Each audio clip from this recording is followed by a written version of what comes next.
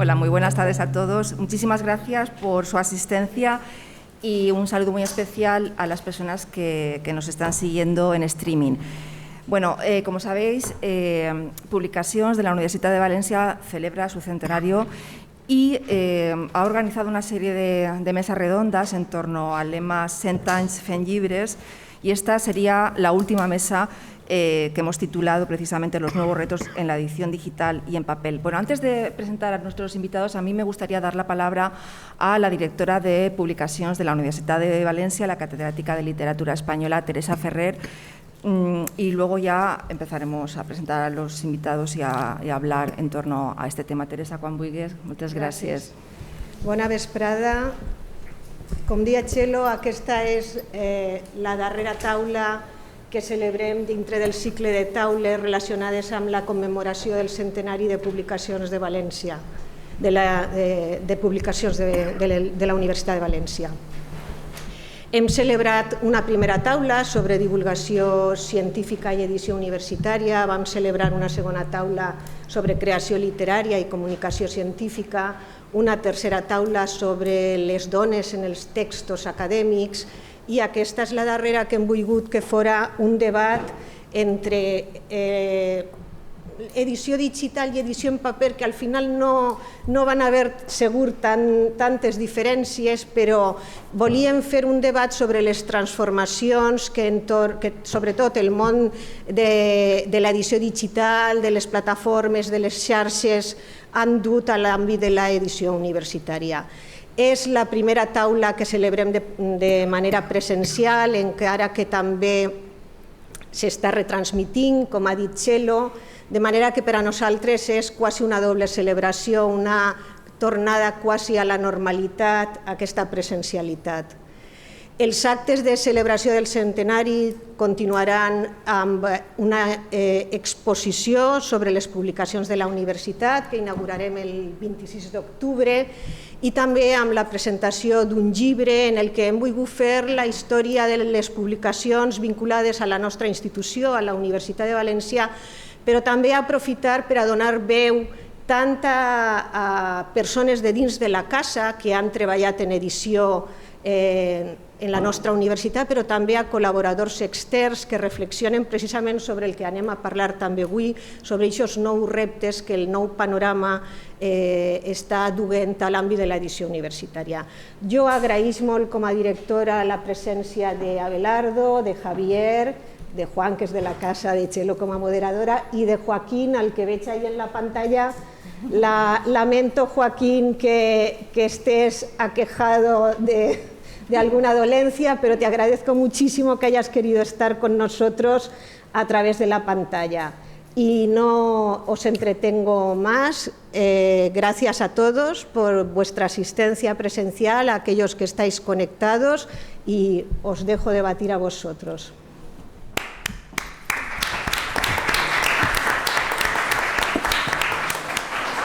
Moltíssimes gràcies, Teresa, per estar així amb nosaltres aquesta vesprada. Y bueno, pues voy a presentar a los invitados. Como ha dicho Teresa, Joaquín Rodríguez no ha podido venir, pero ha tenido la amabilidad de conectarse online, y esperemos que la tecnología no nos falle precisamente hoy y podamos conectar con él perfectamente. A ver, los cuatro tienen un currículum muy largo. Yo no puedo, obviamente, hablar de todo lo que han hecho, pero sí me gustaría, por lo menos, los rasgos más importantes de cada uno de ellos señalarlos antes de abrir el debate. Bien, Javier Zelaya es licenciado en Dirección de Empresas por Boston College y tiene un máster en Relaciones Internacionales por la Universidad de Columbia en Nueva York. Ha sido vocal de la Junta Directiva de la Asociación Española de la Economía Digital, miembro del Comité Científico y del Consejo de Redacción de la revista Telos, perteneciente a la Fundación Telefónica, así como responsable del área de Relaciones Institucionales de la Asociación Empresarial del Libro Electrónico. Desde 2014 forma parte del comité editorial del Anuario de Cultura Digital de Acción Cultural Española.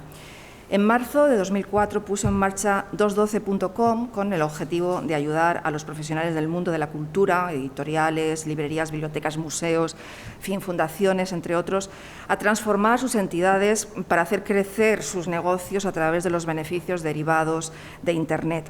Desde 2016 es director académico del Congreso del Libro Electrónico y desde mayo del 2020 es el responsable de la expansión internacional de Podimo, una de las principales plataformas europeas de streaming de podcast y audiolibros en los mercados en español, en España y en América Latina.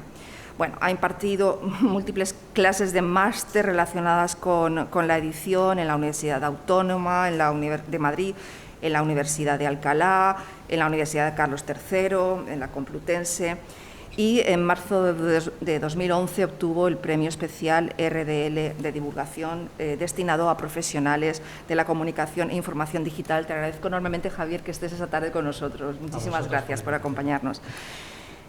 Joaquín Rodríguez es doctor en Sociología, profesor universitario, editor y escritor. Ha trabajado en instituciones culturales, museos, centros de investigación, universidades y en distintos grupos editoriales. Ha sido director del máster de edición de la Universidad de Salamanca y del Grupo Santillana de Ediciones.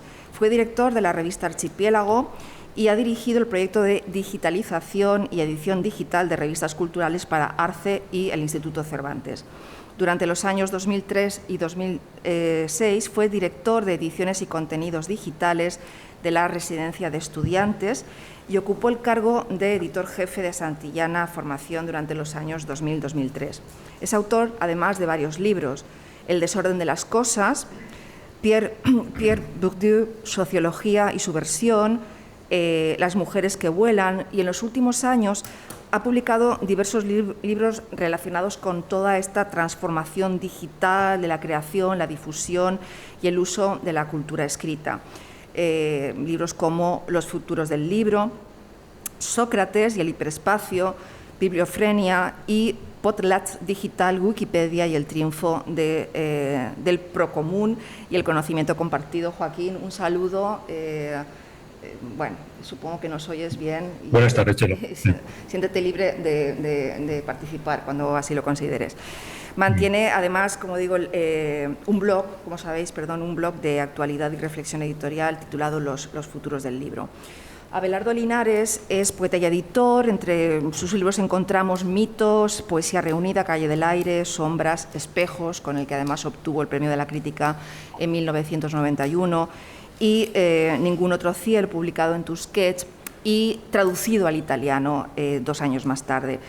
En 1974 fundó la librería Renacimiento, enriquecida, como todos sabemos, por la compra de 1 millón de libros de la colección del librero Eliseo Torres de Nueva York, y en 1981 creó el sello editorial independiente Renacimiento. Unos años más tarde, en 1999, creó Ediciones Espuela de Plata, y más recientemente, en el 2014, la colección Ulises. Aunque originariamente centró su labor editorial en la poesía contemporánea, ya sabemos que luego amplió su catálogo a otros muchos géneros. De hecho, su colección está reunida en 3 grupos, uno dedicado a la poesía y el teatro, donde podemos señalar la colección de antologías, la colección de poesía universal y de Calle del Aire. Un segundo grupo dedicado a la narrativa y el ensayo, donde se dedica a rescatar a clásicos, muchos de ellos descatalogados o inéditos. Ya sabemos cómo es Abelardo para estas cosas, qué ojo tiene, ¿verdad? Y en este apartado, pues destacan las colecciones Los Cuatro Vientos, Biblioteca del Exilio y Biblioteca del Rescate. Por último, en el apartado de Historia y Memorias, recoge testimonios, recorridos biográficos presentes también en esta colección de memorias. En el año 2003, el Ministerio de Cultura le concedió el Premio Nacional a la mejor labor editorial cultural. Tiene un catálogo de más de 2.500 libros y 45 años de experiencia en el sector. Y por último, por cortesía, presento a mi compañero Juan Pérez Moreno, que es licenciado en Filología Inglesa por la Universidad de Valencia y posee además un máster en edición. Ha realizado cursos de profesionalización en el sector editorial, tanto en el ámbito nacional como internacional, todos ellos relacionados con la gestión de proyectos editoriales, tanto en papel como en digital. Lleva más de 15 años en el mundo de la edición, ejerciendo funciones de editor y de traductor. En su faceta como formador ha impartido diversos cursos sobre gestiones de proyectos editoriales y edición digital en la Universidad Internacional Menéndez Pelayo. En la actualidad trabaja como editor en publicaciones de la Universidad de Valencia, donde se encarga principalmente de la edición electrónica y de los nuevos soportes digitales. Quiero destacar, además, que gracias a este trabajo de difusión cultural y del conocimiento, Publicacions de la Universitat de Valencia se sitúa como la editorial universitaria más importante de España, con un fondo editorial muy extenso y en constante renovación en torno a estudios sobre arte, derecho, estudios feministas, filosofía, historia, medicina, sociología, política, filología, en fin. En su catálogo conviven colecciones dedicadas a la difusión del saber académico con otras más orientadas a la divulgación científica o a fomentar el pensamiento crítico. Bien, con esta breve pero necesaria presentación, pues creo que podríamos abrir ya el debate, la mesa redonda. Bueno, vamos a ver, el sector editorial es sin duda alguna una industria que depende, bueno, pues de los cambios sociales y económicos, y estamos en plena revolución digital, ¿no? El contenido ya sabemos que no es privativo del papel, ahora se puede separar del medio, y el conocimiento, que hasta ahora había sido algo estable y que uno sabía dónde acudir, ¿verdad?, para encontrarlo, pues ya no necesita o ya no tiene por qué tener ese soporte tradicional para su comercialización y su consumo. Entonces, la primera pregunta, yo creo que inevitable que os puedo hacer es: ¿qué sucede cuando el sector editorial tradicional, vamos a ampliar esa etiqueta, choca de frente con la revolución digital? ¿En qué consiste esta transformación? Es decir, parece que hubo una crisis, ¿no?, hace unos años cuando surgió toda esta explosión digital y parecía que hubiera cierto miedo, cierto reparo, a ver qué va a pasar con el libro. Yo creo que ya, no sé, hemos superado, ¿no?, ese miedo inicial y ahora podemos relajarnos y plantear si estamos ante una cultura híbrida donde conviven perfectamente el libro editado en papel y el libro en edición digital, o no es así.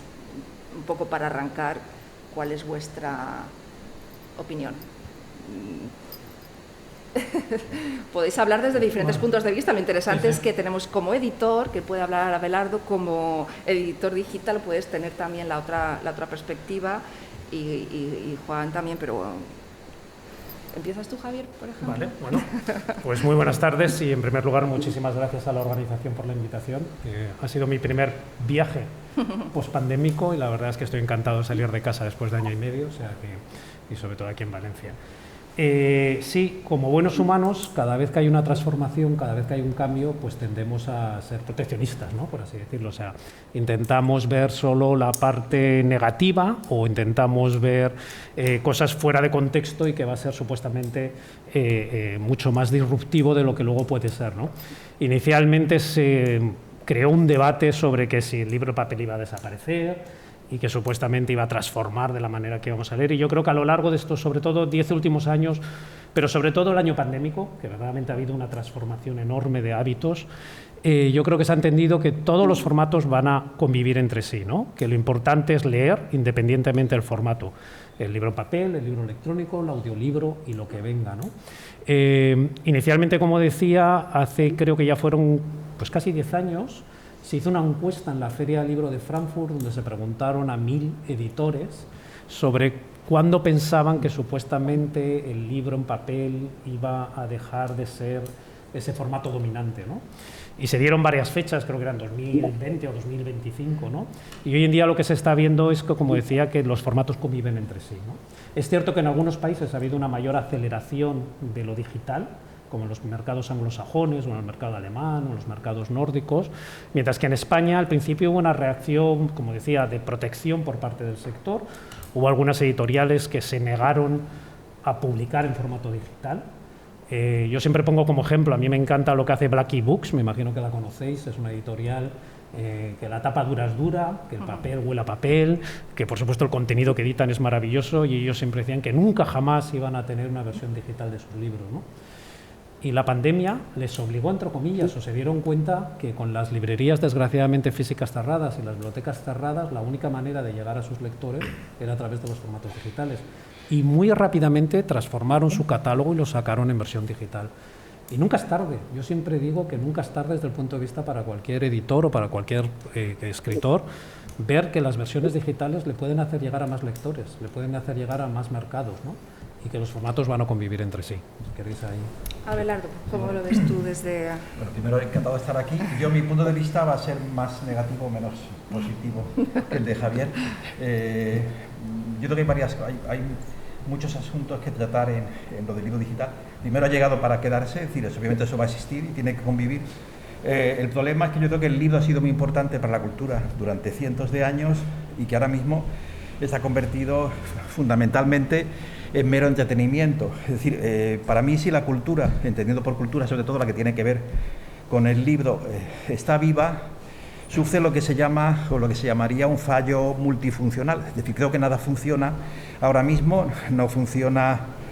No hablo de la universidad porque estamos en una universidad, pero yo creo que no funciona ni los premios literarios, no funcionan los suplementos literarios, no funcionan las revistas, no funciona el canon, la cultura. Es decir, yo creo que casi todas las facetas de lo que ha sido tradicionalmente la cultura no funcionan, y podría argumentarlo, lo que pasa es que eso nos llevaría a otro debate y tendríamos que pasar mucho tiempo para eso.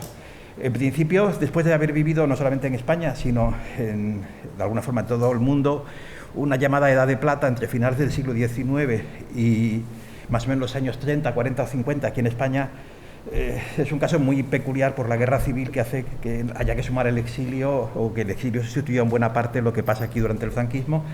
El caso es que yo creo que realmente, es decir, primero, toda la gran cultura ha desaparecido, es decir, yo creo que en buena parte ha desaparecido, ha bajado muchísimo el nivel cultural, sobre todo en literatura, y lo que vale todavía a menudo no es lo más apreciado, no es lo que yo creo que tenga más trascendencia. Por ejemplo, yo lo que yo conozco algo que es de poesía y de literatura en general, los mejores autores a menudo no los leen cuatro gatos, son prácticamente casi desconocidos. Ustedes aquí en Valencia tienen, por ejemplo, uno de los grandes poetas contemporáneos del último medio siglo, que es José Luis Parra, un poeta inmenso, infinitamente superior a montañas de gente académicamente reconocida y tal, y no digamos a los poetas blogueros. Yo hace poco decía que esta nueva poesía bloguera, que es la que consigue grandes colas en las ferias del libro, y son medio cantautores, medio poetas, medio tal, son una especie de ocupas que han entrado en la casa de la poesía y se han quedado a vivir en ella,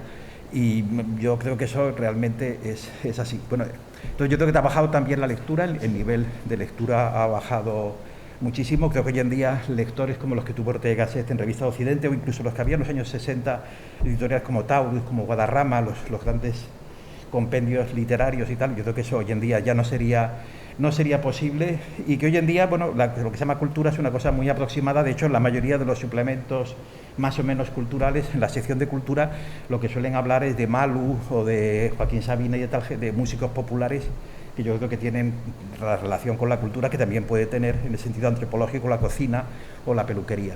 Entonces, bueno, yo creo que han pasado una serie de cosas. Entonces, el libro digital, primero habría que preguntarse una serie de cosas. Yo, por ejemplo, en mi caso, con un catálogo creo que de más de unos 2.500 títulos, para nosotros no tenemos todo digitalizado, porque aunque no valga muy caro digitalizar un libro, sí que cuesta a lo mejor 50 euros. Bueno, pues la inmensa mayoría de libros que se editan no compensa económicamente, porque no se venden ni 50 euros en un año. Es decir que, entonces habría que saber un poco los datos concretos, porque siempre, es decir, el problema es tener información, contrastar esa información y desarrollarla. Yo creo que la venta de libro digital supongo que debe ser sobre todo de bestseller y de cierto tipo de libro, y que luego a otro tipo de libro de interés más bien de tipo cultural pues no les llega muy difícilmente. Yo, por ejemplo, una de las líneas mías de publicación es mujeres del último siglo, de los últimos 100 y pico años, que han hecho una obra importante, una buena parte de ellas del exilio. Hay mujeres apasionantes, interesantísimas, con una obra gigantesca y muy interesante, y normalmente no venden ni 300 ejemplares. Es decir, que hay un interés teórico, pero luego eso en la práctica no se desarrolla. Me parece que el debate que tiene que haber sobre el libro digital, sí o no, plantea muchísimas cosas, pero yo diría dos cosas. Primero, estoy absolutamente a favor de que se digitalicen los archivos, que se digitalice toda la prensa histórica española, americana. Es decir, tendría que haber un interés del Estado en digitalizar eso. Primero, porque ha sido riquísima, especialmente desde el final de siglo y los años 50, está lleno de maravillas. Yo tengo una colección de varios cientos de miles de revistas, una colección que me ha costado media vida reunirla, y puedo asegurar que hay... Bueno, yo de hecho mucho de lo que edito está tomado de esas revistas, es maravilloso. Primero, un problema que hay es que una buena parte de eso se ha perdido. Se han perdido multitud de revistas, porque el depósito legal es una cosa que empieza a mediados de los años 50, y todo lo anterior no existe depósito legal, y por lo tanto hay muchas cosas que no están en ninguna biblioteca ni ninguna hemeroteca. Aparte que las hemerotecas en España, que es donde se reúnen teóricamente los periódicos y revistas, suelen nutrirse por donaciones, no hay dinero. Es decir, uno de los problemas también, que tenía que hablar de todo esto, es el dinero que hace falta para hacer ciertas cosas. Por ejemplo, en Andalucía había quedaron los socialistas, pero lo podría perfectamente haber quedado el PP, hubo un departamento de patrimonio que tenía 22 millones de euros al año, y se gastaban 21 millones y pico en sueldos, y luego prácticamente no había, es decir, no había. Entonces, bueno, yo creo que habría que ir al rescate de todo lo que es valor patrimonial español, incluso americano, porque sobre todo para la parte, es decir, durante todo el siglo XX ha habido una comunicación extraordinaria entre España y las distintas repúblicas americanas. Yo he hecho 100 y pico viajes allí, conozco muy bien, creo que muchos de esos países, y hay una riqueza de colaboraciones y de cruces, líneas cruzadas entre todos nuestros países y España, extraordinario. Yo creo que eso habría que ir al rescate, porque se está perdiendo muchísimo y hay muchísimo todavía en peligro. Pero en cuanto al libro ya luego concreto de calidad, el libro de tipo literario, yo creo que la digitalización engloba varios peligros. Normalmente se puede leer, yo mismo he leído cientos de libros en pantalla y está muy bien. Aparte, bueno, habría que ver piratería, porque por ejemplo, mientras que yo como editor, si quiero publicar un poema de Borges en un libro, me cuesta de derechos 300 euros por lo menos. Yo puedo leer cientos de poemas de Borges en internet que no han pagado ni un céntimo, y un poema que yo pago 300 euros lo han colgado cientos de veces sin pagar un céntimo. Pero bueno, los problemas que hay es, primero, yo creo que la mente humana es espacial. Yo tengo recuerdo de muchas miles de páginas que he leído, y me acuerdo más o menos de cómo es la página física, y eso es distinto de Internet. La información a menudo es de tipo continuo, no hay, es decir, para los que nos gustan las fechas, los números, las cifras y los datos concretos y tal, yo creo que hay cierto tipo de límite de acumulación de datos. Si una persona trabajase todo en Internet, es muy complicado. Muchísimas de las investigaciones y de las informaciones yo creo que serían prácticamente imposibles. O tener la cultura que tenía, por ejemplo, Menéndez y Pelayo, solamente con medios digitales, sería absolutamente imposible. Y bueno, es decir, que yo creo, por lo tanto, que la lectura en Internet no sustituye, yo creo que es compatible perfectamente con la lectura física, pero no es lo mismo. Y luego hay otra cosa que a mí me parece todavía más importante, y es que si toda la cultura humana, toda la cultura, por ejemplo, española, estuviese solamente en Internet, se parecería bastante a algo muerto. Es decir, estaría más bien muerta por una cosa. Yo, por ejemplo, he contribuido a rescatar autores, por ejemplo, a Manuel Chávez Nogales, un autor del que yo he publicado muchas cosas. Tengo varios cientos de artículos, muchos cientos de artículos desconocidos que en los próximos años creo que podré publicar, y eso tiene un valor comercial. Pero el rescate de Manuel Chávez Nogales ha sido porque no estaba todo digitalizado. Si todo estuviera digitalizado, estuviera todo hecho, y nadie se interesara en volver a editar a Chávez Nogales, o en volver a editar a Margarita Nelken, o a Luisa Carnés, o a montañas de autores, sería muy difícil evaluar de nuevo. Es decir, la literatura necesita, bueno, eso lo decía Guillermo de Torre, cada generación literaria tiene el deber de volver a leerlo de nuevo todo, y establecer un nuevo sistema de pesos y medidas, un nuevo sistema de valores. Entonces yo creo que el libro, cuando sale, permite que haya crítica, que haya reseñas, una cosa que prácticamente está desapareciendo porque está en parte al servicio de las grandes editoriales, y luego ningún periódico tiene interés en tener críticos independientes y en darles lugar a ese tipo de cosas. Pero bueno, me refiero, la crítica literaria y la investigación debiera continuar siendo importante, y si todo estuviese digitalizado, yo creo que eso perdería inmensamente relevancia y sería imposible el rescate de muchísimas cosas. Pasa que todo esto, bueno, es un tema, no quiero alargar, bueno, y es sí. difícil. Muchas gracias. Evidentemente es que has planteado muchísimos temas muy diferentes que a mí me gustaría que tratáramos esta tarde. Efectivamente, en fin, has hablado de cosas que son fundamentales, pero yo tenía varias preguntas agrupadas en diferentes temáticas para un poco ordenar la mesa. Y yo creo que seguimos sacralizando al libro. Los que hemos leído siempre en papel, seguimos leyendo en papel. Los jóvenes, yo creo que hay una tendencia también a seguir leyendo en papel. El libro impreso no ha decaído realmente, ¿no?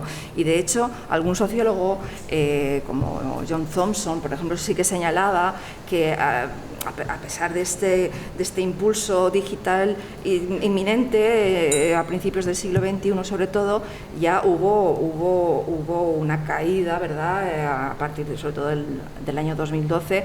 Yo creo que estamos hablando simplemente de cómo podemos convivir, porque evidentemente el libro impreso no ha caído al nivel que ha caído, por ejemplo, pues qué sé yo, otros formatos, ¿no?, como el formato musical, los LPs, etcétera.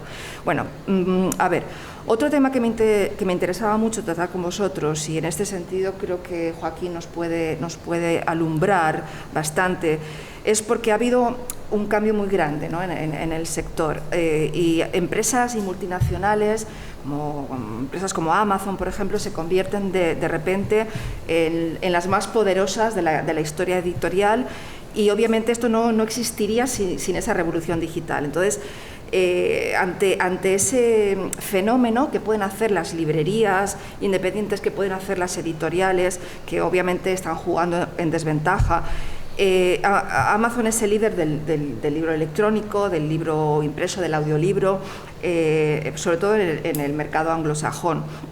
Y esto es un claro peligro para los editores. Pero mi pregunta, Joaquín, sería: ¿cómo pueden los editores o incluso los libreros competir con eso que se ha llamado el capital de información, ¿no?, que manejan plataformas como Amazon, que saben todo de nosotros, nuestros gustos, conocen nuestros perfiles, saben perfectamente dónde paramos en un libro?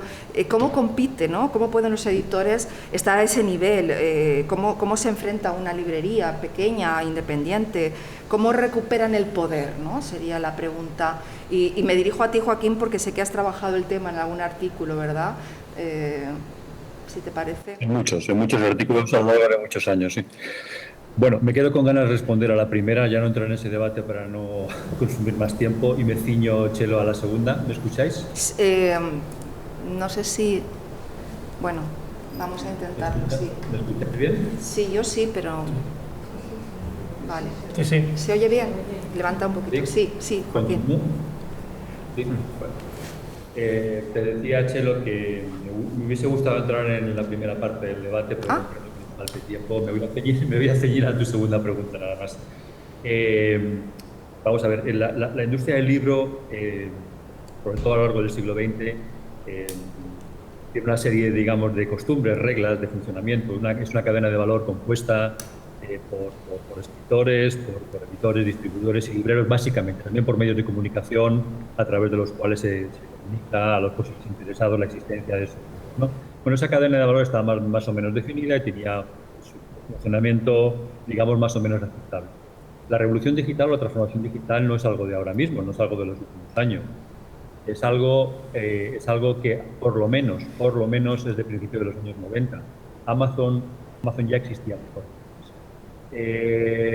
Nadie le prestó atención, ninguna de los protagonistas del espacio editorial le prestó ninguna atención, creyendo que eso era un fenómeno pasajero.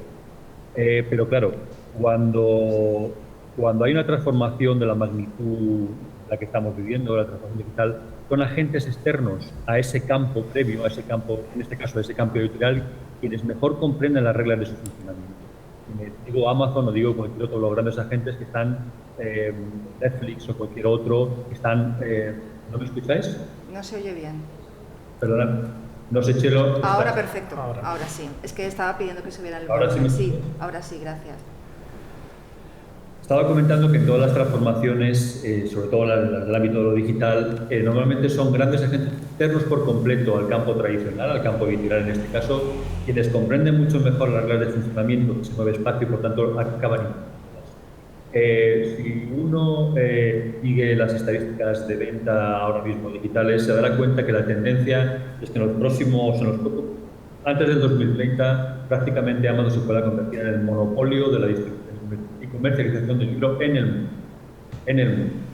¿Qué han hecho mientras tanto los editores, los libreros y distribuidores? Lamentarse, en todo caso, mirar para otro lado, esconder la cabeza debajo de la tierra, del ala, y seguir concibiéndose como puntos completamente aislados en un mapa. Es decir, ni se plantean colaborar, siguen trabajando como si fuesen gremios medievales completamente aislados, de espalda a unos a otros. Lo que no terminan de comprender es que la economía digital nos exige cooperar, nos exige entendernos como nodos de una gigantesca red que pueda poner a disposición de los usuarios, de los lectores, esa materia prima, ese gran capital que en este cultural son nosotros. Para eso hay que comprender cuáles son las reglas del medio digital y obrar en consecuencia.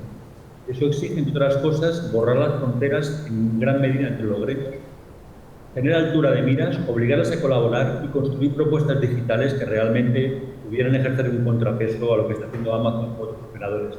Lo demás nos condena completamente, o les condena completamente, a casi la inexistencia. Y no lo digo yo, insisto que basta con ver ahora mismo las tendencias estadísticas de crecimiento constante de Amazon que se ha podido ver durante la pandemia. Tuve la oportunidad junto con Javier, hola Javier, buenas tardes.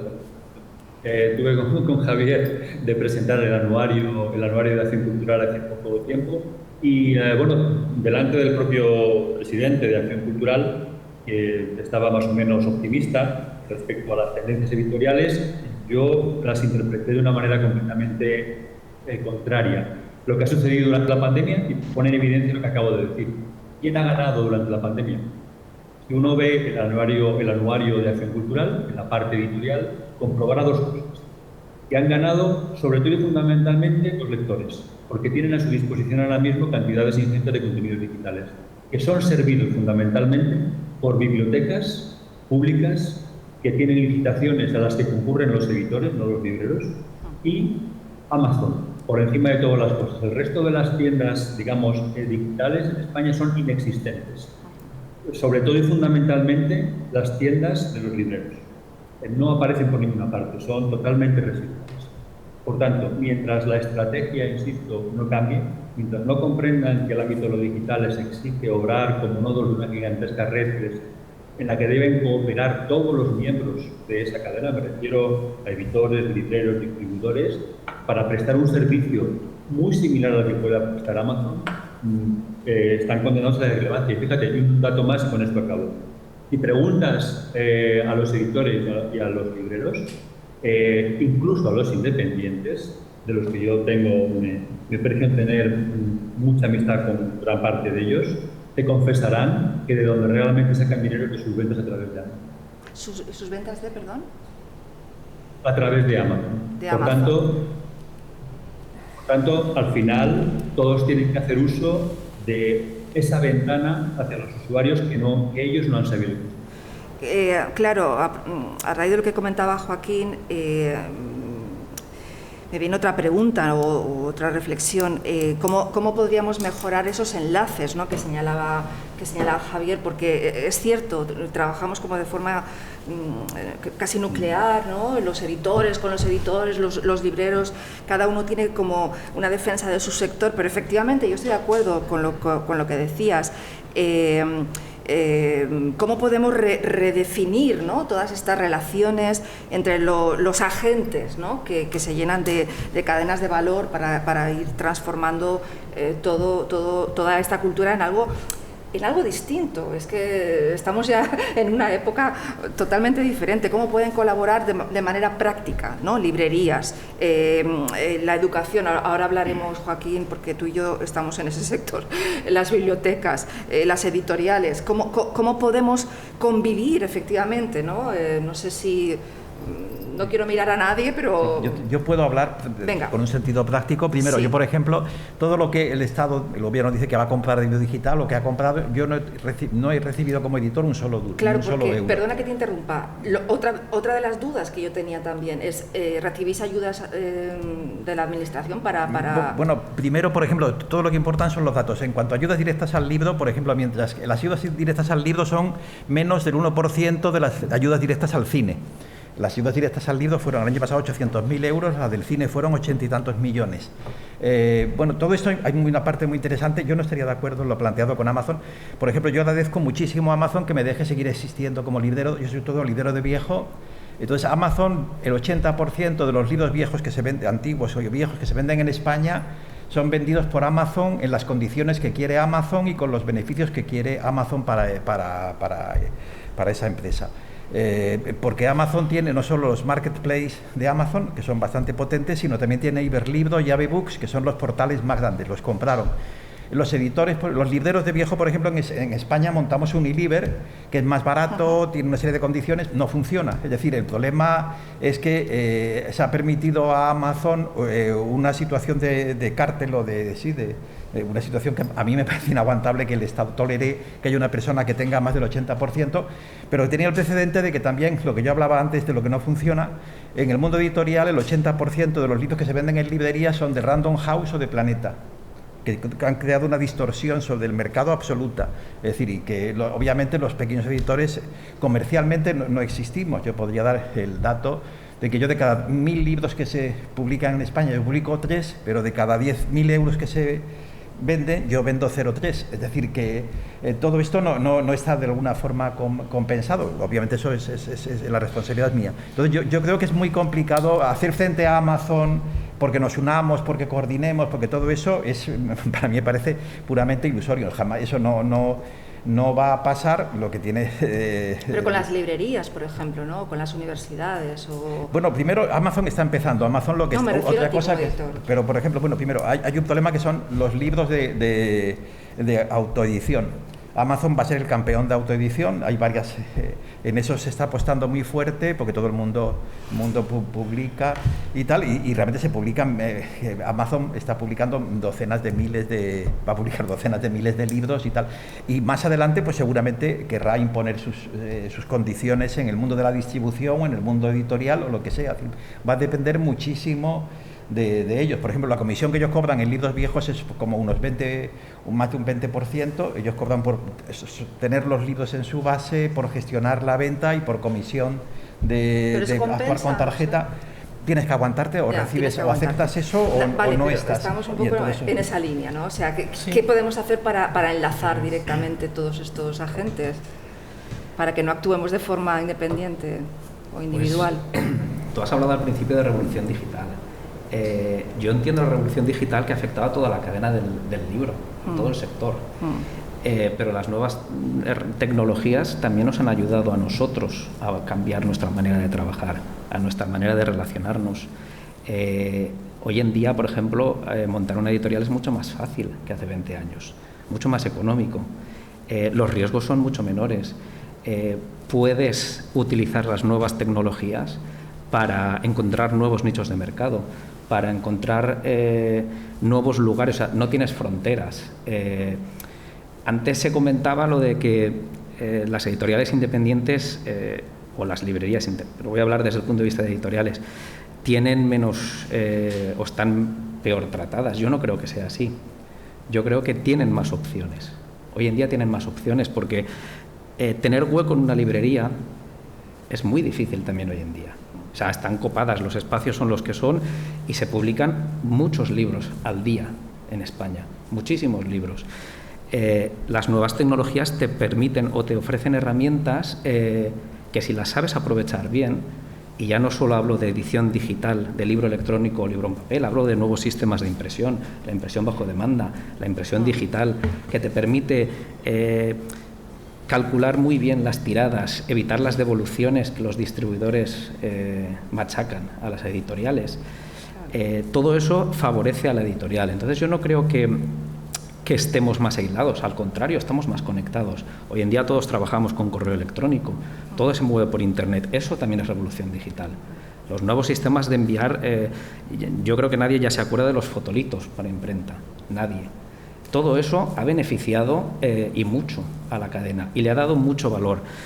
Entonces, ¿que Amazon ha sentado las reglas del juego? Bueno, cuando empezó cogió lo que nadie quería, lo que las librerías no querían tener en sus estanterías porque no tenían la rotación que tenían otros libros y entonces les dejaban menos beneficios, y eso sigue siendo así. El libro académico, por ejemplo, del que puedo hablar más, no tiene espacio en las librerías hoy en día, no tiene espacio.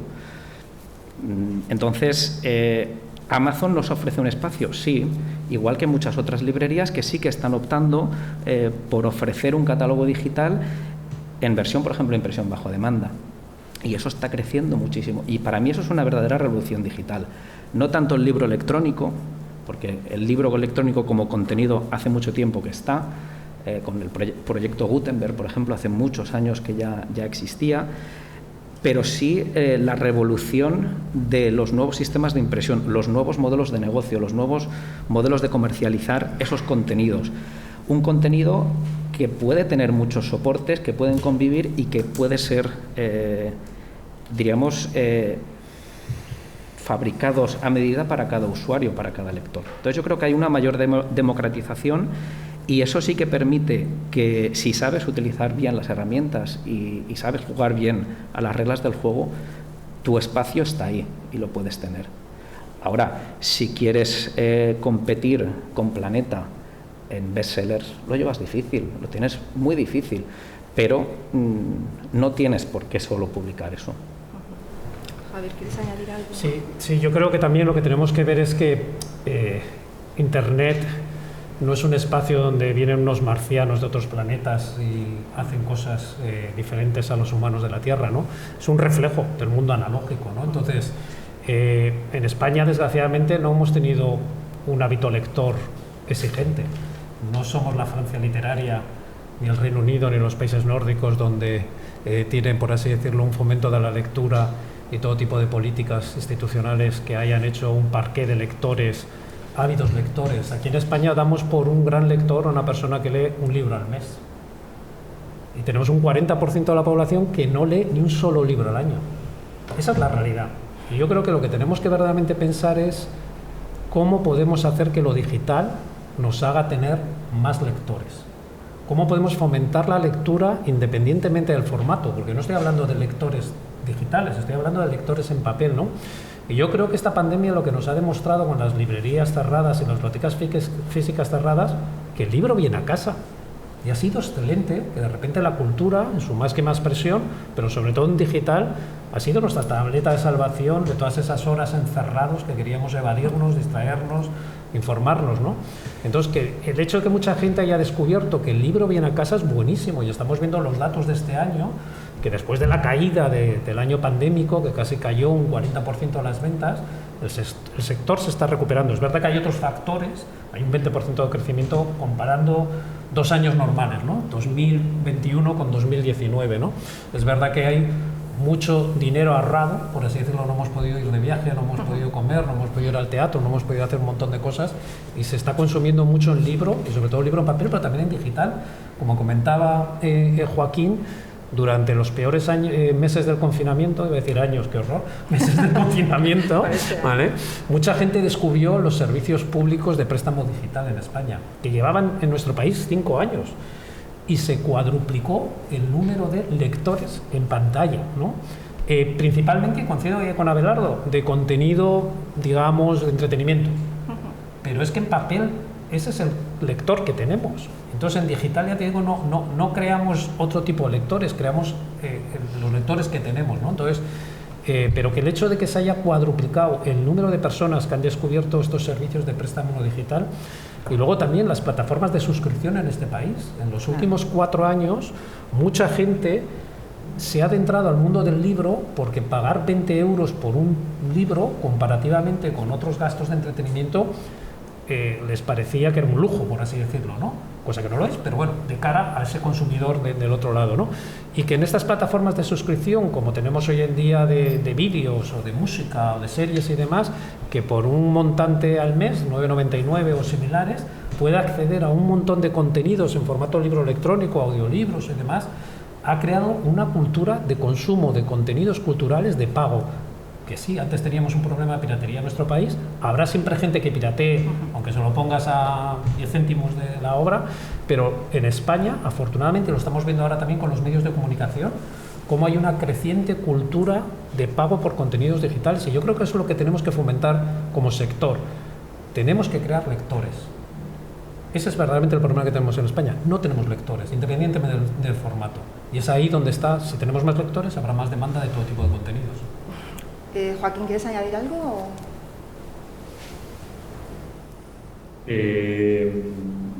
No, yo en realidad yo creo que si respondemos a la pregunta que planteabas al principio sobre la necesidad de cooperar, yo creo que el sector editorial no ha comprendido el cambio, lleva lamentando décadas, no solamente años. No es propositiva en ningún caso, no está dispuesta a cooperar y al final pues pagará las consecuencias. De hecho, ya hemos visto que la mayoría de las librerías independientes en las grandes capitales han desaparecido, algunas vuelven a abrir, pero no las suficientes como para reponer las que desaparecen, ¿no? La política que menciona de fomento de la lectura para que efectivamente tuviésemos más compradores, bueno, si hubiese una política estatal de lectura realmente, ¿no? Que además estuviese bien relacionada con el Ministerio de Educación y las escuelas realmente se empeñaran, ¿no?, en practicar una lectura profunda y en generar verdaderos lectores.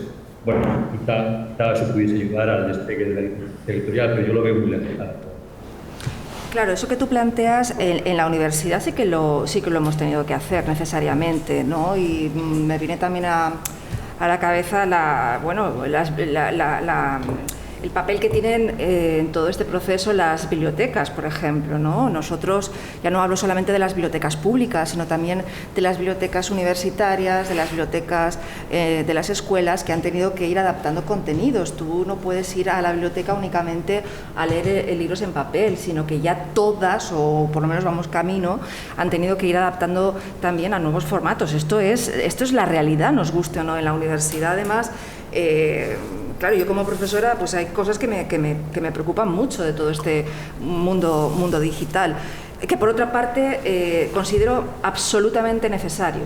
Abelardo comentaba el caso, por ejemplo, de los archivos. Yo estoy de acuerdo, totalmente. O sea, hay una labor importantísima y necesaria de digitalización de todos los archivos que de otra forma van a desaparecer.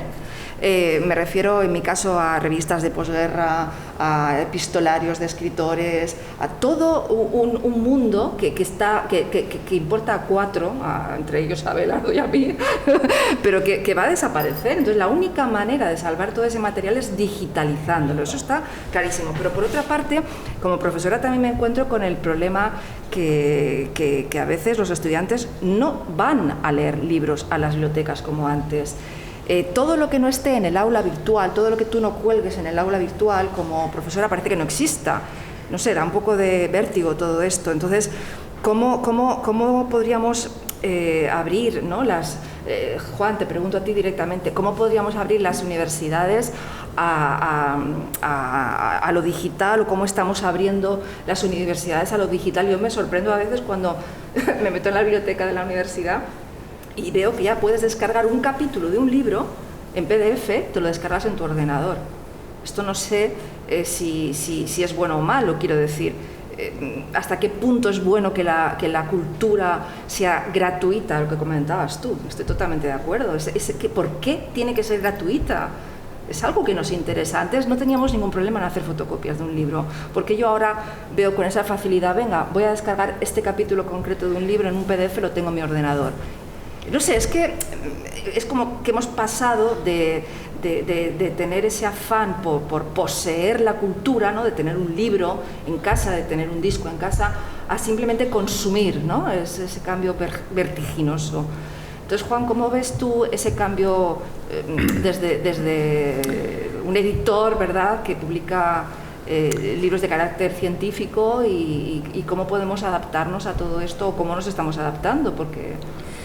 A ver, yo no creo que la cultura o los contenidos deban ser gratuitos. Yo tampoco. Hay un esfuerzo detrás, claro, de un creador o de una creadora, pero no necesariamente todo lo que tú te puedes descargar a ti a lo mejor te está siendo gratis, pero no significa que sea gratuito. Me explico. Por ejemplo, el movimiento del Open Access. ¿Tiene que estar en abierto? Sí, pero siempre hay algo que está financiado detrás. Esto viene mucho también porque desde la propia Unión Europea o desde el Ministerio se financian proyectos de investigación que ya han pagado unos resultados de investigación y lo que dicen es por qué el usuario debe pagar dos veces o sea, primero lo ha pagado el ente público y luego lo pagas como usuario a la hora de comprar. Por ejemplo, lo que decías de las bibliotecas, nosotros ya en 2012 el Servicio de Publicaciones de la Universidad de Valencia hizo un esfuerzo para digitalizar el fondo antiguo y en ese año se digitalizaron 655 títulos del fondo antiguo que eran susceptibles de poder estar en formato digital.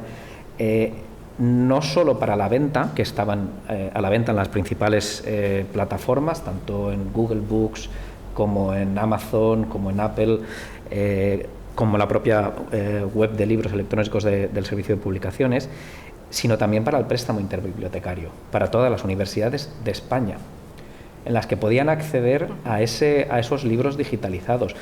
Es cierto que como entidad pública, uno de los deberes principales de la universidad es la transferencia del conocimiento. Y precisamente por eso somos los primeros, las editoriales universitarias son las que deben dar determinados pasos para, diríamos, fortalecer esos nexos. Pero detrás siempre hay, o sea, tú cuando te descargas un capítulo probablemente no te permita descargar todo el libro. Puedes descargarte un porcentaje, que es lo que el editor considera que puedes descargarte para poder trabajar. Pero eso lo que ha conllevado es que si tú realmente necesitas ese libro, el usuario acaba comprando el libro. Si tú no dejas ver, no dejas... sería como si volviéramos a la lucha de... Es que las bibliotecas hacen que, o sea, no se vendan libros en las librerías, y no es verdad. Son, diríamos, dos sitios diferentes y da igual que sea una biblioteca digital, que sea analógica, que tú la puedas visitar. Yo creo que el concepto es lo que decía Javier, es la lectura, lectores, que haya lectores y acostumbrar a que la gente sepa cómo utilizar las herramientas. Con el confinamiento, las necesidades de los alumnos de la universidad para acceder a esos materiales que antes cogían en reprografía se convirtió en un gran problema para toda la comunidad universitaria. Lo cual quiere decir que entonces tampoco visitaban las bibliotecas, se iban a reprografía, a por algo que estaba fotocopiado y muchas veces sí que era perjudicial para los derechos de autor de los creadores. Te iba a preguntar precisamente... Eran más perjudicial las fotocopias que la digitalización, porque la digitalización está, diríamos, organizada y está de una manera que se favorece, se transmite los conocimientos y los contenidos, pero de una manera lo más organizada y correcta posible. Claro, precisamente es que iba a preguntar cómo se gestionan, ¿no?, los derechos digitales, Javier. ¿Por qué la gestión de los derechos digitales, en qué puede evitar que se difunda este contenido gratuitamente? Claro, nosotros podemos descargarnos un determinado contenido, de acuerdo, pero ya sabemos que y estoy de acuerdo con lo que habéis dicho, la cultura no tiene por qué ser gratuita. En las universidades norteamericanas, por ejemplo, sí que había un open access muy claro, que duró durante unos años, ¿verdad?, pero que luego de repente se cerró, y me parece lógico que así sea. Es decir, tú accedes a un contenido y pagas por él. Entonces, ¿cómo se gestionan los derechos de autor digitales? Está muy bien regulado, ¿vale? Y en el castellano, que es muy rico, no es lo mismo abierto que gratuito. Que el conocimiento sea abierto significa que el autor ha decidido, sea una universidad o un creador, que ese contenido que ha creado pueda estar disponible en ciertos usos y disfrutes, ¿no? Yo, por ejemplo, soy autor de libros de empresa y me publica Planeta, y yo la versión digital la dejo en abierto. Y yo permito que cualquier persona haga un uso de mis contenidos en abierto para utilizarlo para, yo qué sé, para un curso, para una ponencia o lo que sea, pero no puede hacer un uso comercial. Si yo me encuentro que se descarga mi libro y lo imprimen y se lo llevan a formato papel o digital, yo ahí no, ¿vale? Pero sí pueden hacer un uso académico, un uso desde el punto de vista, pero no de derecho a citar, desde la primera A hasta la última Z lo puedo reutilizar, ¿no? Pero ya te digo, esto es una decisión yo como creador. Desde el punto de vista de derechos, el autor, cuando crea una obra, cede a un editor su obra, y en formato papel normalmente los editores, estoy hablando de manera estándar, liquida al autor entre un 5 y un 10% del precio de venta al público de la versión en papel, ¿vale? En digital, los editores suelen liquidar un 25% del precio de venta al público, de los ingresos netos derivados de la venta digital, ¿vale? Parece más, ¿sabes? Un 10% en papel, un 25% en digital, pero hay una gran diferencia. El 10% en papel es del precio de venta al público, el 25% es de los ingresos netos derivados. ¿Por qué? Porque en digital ya no vendemos unidades, que este es el gran cambio de chip. Y esto es lo que mencionabas anteriormente. Para mí, yo lo que veo sobre todo con las nuevas generaciones, que ya no es tanto la posesión del libro en papel, sino el acceso a ese contenido, sea una obra literaria, o sea un ensayo, o sea una poesía. Lo que quieren es acceder a ese contenido en el momento que quieran y a través del formato que quieran. Y es ahí la gran diferencia, que es acceso versus posesión, ¿no? Entonces, es el 25% de los ingresos, porque la gran mayoría de los usos o los consumos digitales es a través de préstamo digital de universidades, que para el usuario es gratis, pero la universidad paga una licencia por poder prestar esos contenidos a esos terceros. O en las plataformas de suscripción, de ese 9,99 que paga el usuario, luego la plataforma reparte entre todo lo que se ha consumido. Entonces, venimos de un mundo donde antes se vendía una unidad, un libro físico que una librería y yo me lo llevaba a casa, a un mundo donde accedemos a través de unos modelos de consumo que ya no son de compra unitaria, sino que es de acceso a través de suscripción o préstamo digital, y de lo que se ingresa se reparte según lo que se ha consumido. Es que es otro concepto. Es otro mundo. Es que es otro concepto. Mundo. Es otro concepto absolutamente... ¿Sí? Pero lo bueno es que en la era digital el creador va a poder seguir viviendo su obra sabiendo que en el mundo analógico hay muy pocos autores que pueden vivir de su obra. Normalmente los autores, además de ser autores, son profesores de universidad, o dan clases por aquí o por allá, o hacen otro. O sea, hay muy pocos autores en España que pueden vivir de su obra. Porque En la digital no va a cambiar tampoco. No, pero claro, otra cuestión derivada de esa revolución digital es que los propios escritores se han tenido que adaptar al mercado, es decir, han tenido que ser también sus propios mecenas y abrir las puertas de redes sociales. Incluso hay empresas dedicadas a publicitar la obra o a explicar cómo se tiene que publicitar la obra de un escritor. Es una cosa para gente de mi edad, desde luego. Pero yo no creo que haya cambiado tanto. Yo estaba en la Biblioteca Nacional antes de la pandemia, y había una exposición de Benito Pérez Galdós, y él se autoeditó también, y él se autopromocionaba también. Es verdad que ahora más gente puede escribir su obra independientemente de las calidades, ahí no vamos a entrar, ¿vale? También iríamos a muchas librerías físicas y tocaríamos un montón de libros de tapadura y diríamos, esto no se debería haber publicado nunca, y nos hubiéramos ahorrado unos cuantos errores. No solo en lo digital hay contenido irrelevante o basura, en lo analógico también lo hay mucho. Lo que pasa es que como viene con un sello de una editorial y viene con tapadura, parece que ya es bueno. No. Me gustaría preguntaros, lanzo la pregunta y que responda cada uno. Joaquín, no te tenemos ahí olvidado, ¿eh? Te tenemos presente, puedes hablar cuando consideres. A mí me interesa mucho también preguntaros cómo conviven realmente estas diferentes plataformas, si se impone más una plataforma para un género concreto, incluso más que un género, para una categoría, ¿no? Por ejemplo, a ver, no sé, yo puedo leer en formato digital determinado contenido, pero yo no puedo leer otro en formato digital. Es decir, yo personalmente, que bueno, es un caso, puede haber otros miles totalmente diferentes, pero sí que me pregunto, ¿hay plataformas más adecuadas para un género literario o incluso ya no géneros literarios, como digo, sino categorías, por ejemplo, qué sé yo, pues cocina, no sé, cine, ensayos de divulgación del tipo que sea? ¿Existe una plataforma que se adecue mejor a estos contenidos? ¿Creéis que se lee? Bueno, yo creo que sí, que se lee de forma diferente en Internet que con un libro en la mano. En fin, son preguntas que parecen muy obvias, pero realmente no lo son.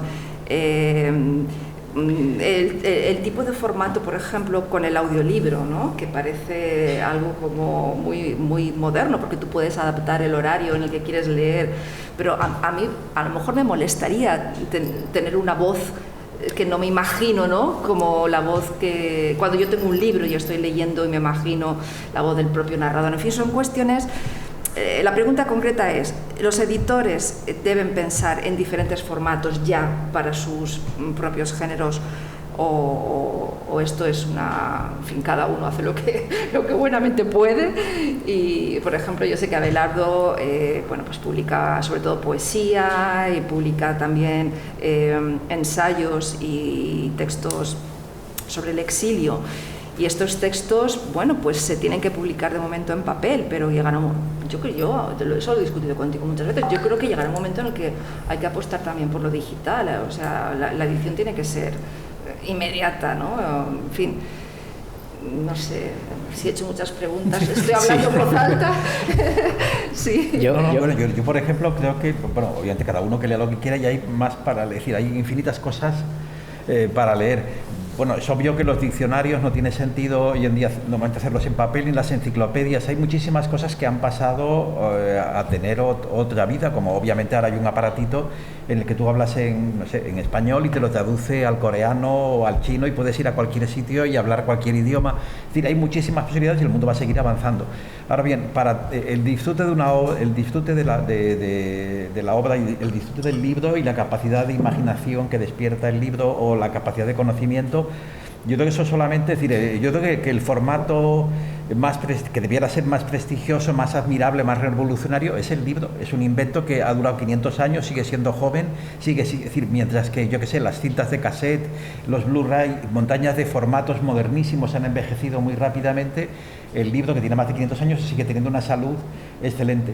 Yo creo que lo que falta es, primero, ayuda pública. Yo creo que todo eso es un tema también amplísimo, porque yo creo que primero las bibliotecas, ni las universitarias ni las normales compran libros, en su 99%. Yo tengo cientos de libros universitarios que no están en ninguna biblioteca y yo no noto nada que se compren libros. Pero bueno, yo creo que debiera haber una labor de Estado que es difundir el entusiasmo por el libro. Es curioso, hoy en día está muy de moda la parte física, los gimnasios. De hecho, yo creo que estos ricos que salen en las telenovelas, hoy en día todos tienen su gimnasio en su gran casa. Lo que no tienen ya es una biblioteca, que durante siglos la gente tenía biblioteca, ahora tienen gimnasio. Entonces, me parece muy bien que los jóvenes piensen que tener una tableta en los abdominales es una cosa que es importantísima y que eso ayuda mucho a la vida. Pero tener una tableta en el cerebro, yo creo que es mejor todavía, es mucho más importante todavía. Creo que los libros, cuando nos entusiasman, nos cambian la vida y también nos cambian la forma de ser cada uno. Yo creo que lo que decía Píndaro, bueno, de llegar a ser el que uno puede ser, solamente se puede llegar a veces a la lectura, ¿no?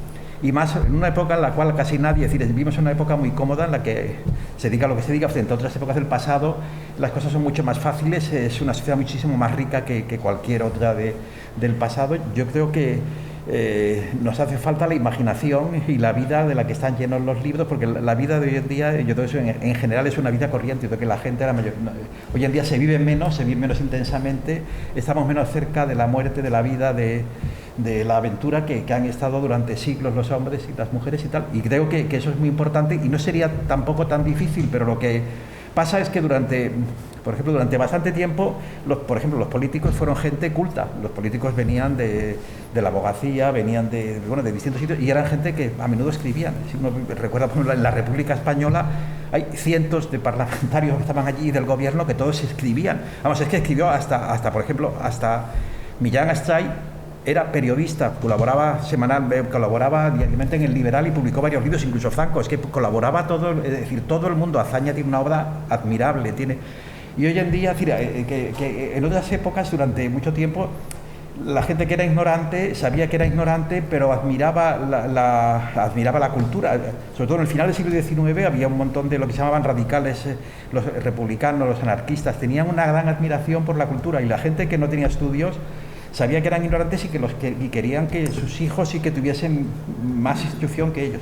Uno de los grandes problemas modernos es que hay muchísima gente ignorante que no sabe que es ignorante, que no sabe nada, y yo creo que eso que no está de moda, quizá porque hay una cosa que hay nueva desde que existe lo digital o desde que existe Internet, es la idea de que la cultura está aquí al lado, que hace falta solamente un dedito para pulsar un botón y que eso accedemos unos a un mundo y que lo puede hacer cualquiera y que está ahí al lado, ¿no? Que sería tan tonto como que los antiguos se pensaran que como había bibliotecas no hacía falta leer porque ya estaba ahí en la biblioteca y cuando llegase pues ya se enteraría de lo que hiciera falta.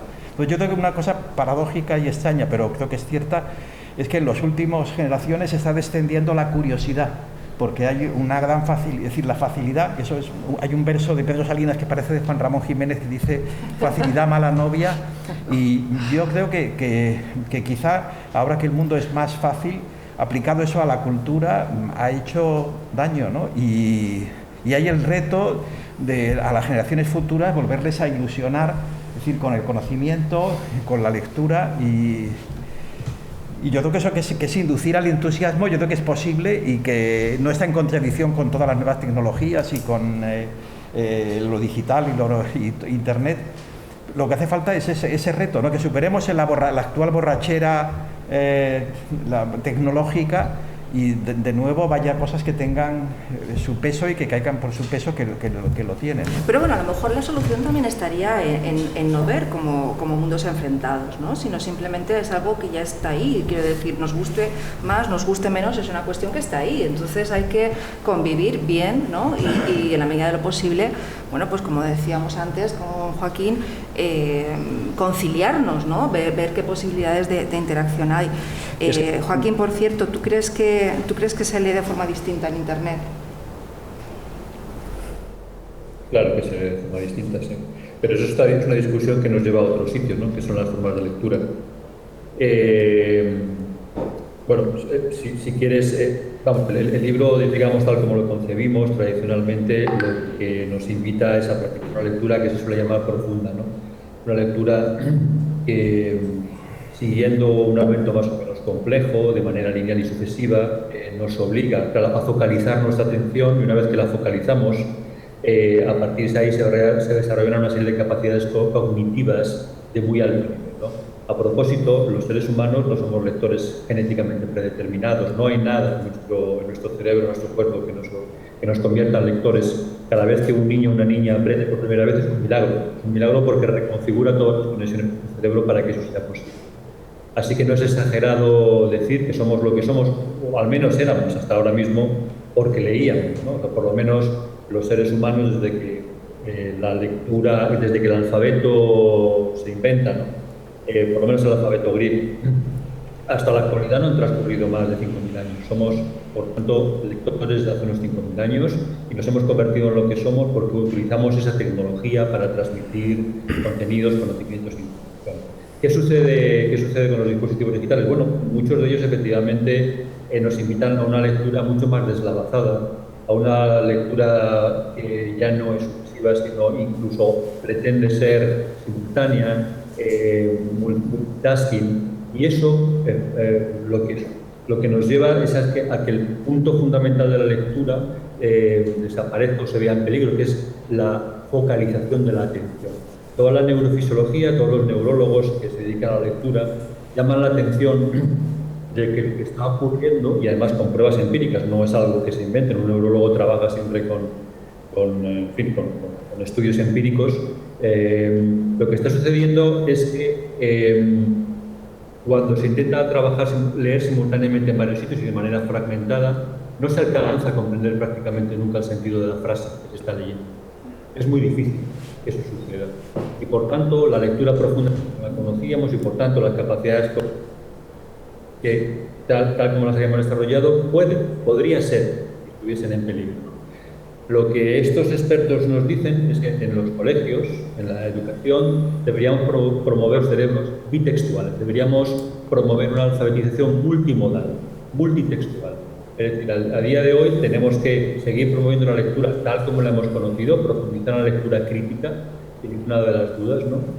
Utilizando para eso, como no, los libros tal como los hemos conocido, fomentando una reflexión profunda sobre todo eso, pero al mismo tiempo vivimos en una era completamente distinta y necesitamos una alfabetización multimodal, necesitamos utilizar otros medios de comunicación, porque esos nuevos medios son una gigantesca herramienta para la democratización del acceso, la creación y la difusión de contenidos, y no debemos perder tampoco Me parece muy correcto lo que has dicho y además estoy totalmente de acuerdo. A veces la tecnología per se no tiene por qué mejorar la educación y el rendimiento, sobre todo de los pequeños, ¿no? Nosotros ya podemos elegir nuestro modo de informarnos.